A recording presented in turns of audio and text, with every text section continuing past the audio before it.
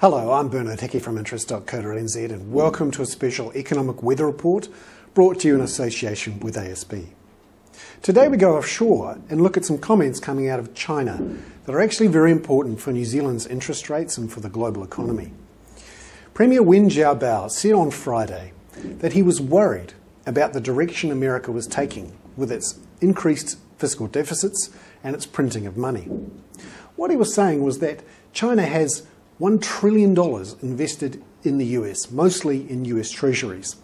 And he's saying he's worried about America effectively devaluing those investments by printing too much money and by issuing too many bonds, thus reducing the price of bonds, increasing the interest rate, the yield, and also devaluing the US dollar.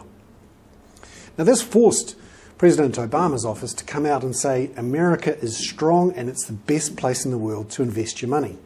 He needs to say this because effectively China is underwriting America's recovery plan. In fact, China has underwritten America's consumption binge over the last 5 years. This is how it worked. China, being the factory for the world, would produce the consumer good and sell it to America and make a big trade surplus. China would then lend the money from that surplus in US dollars back to America, who would then have low interest rates and, lo and behold, buy more Chinese stuff. It was a lovely merry-go-round, but it's threatening to be unravelled by the very big problems in the US economy and by China's own export engine grinding to a halt. Now, the US is planning to borrow $4.5 trillion over the next 4 years, and it needs someone to buy all these treasury bonds that it's going to be issuing. Now it's relying on China to keep buying those bonds. So when China gets a little bit nervous about the value of these bonds and about the value of its investments, people in America get nervous. Essentially, they're worried America's banker will say no. Now this is a worry for the global economy and for interest rates globally.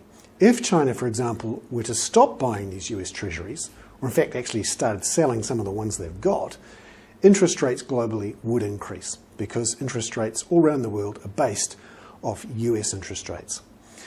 And this delicate dance we have now between China and the United States is something we should all be watching because obviously high US interest rates mean higher interest rates for us. Also, if this turns into a massive trade dispute, which it could do, this is bad for everyone. Remember, China is our third largest trading partner behind Australia and the United States. Australia also depends on China's manufacturing export factories, buying its raw materials, its iron ore and its coal and its various metals. And what if China, for example, doesn't run a trade surplus anymore? It won't have the cash to buy those US bonds. So where else is the US going to get the money from? From the Middle East? Well, with oil under $50 a barrel, they're not making much money either. So the Americans themselves could have to buy these bonds, and that will push up interest rates. Unless, of course, the US Treasury prints an awful lot of cash and buys back corporate bonds. That cash will be used to be pumped into Treasury bonds.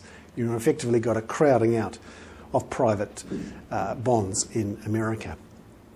And this fundamental issue then comes back to, is America going to remain the reserve currency, or the US dollar remain the reserve currency for the world? Because that's what America is basing its strategy on.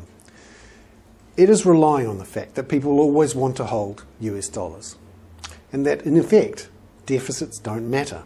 This was the view of Ronald Reagan and Dick Cheney, the former vice president under Bush, that deficits didn't matter. Barack Obama seems to be trying to prove the same again. But we have someone on the sidelines, the Chinese, who could throw in a red card and say deficits do matter, and we'll watch it closely. I'm Bernard Hickey. That was an economic weather report brought to you in association with ASB.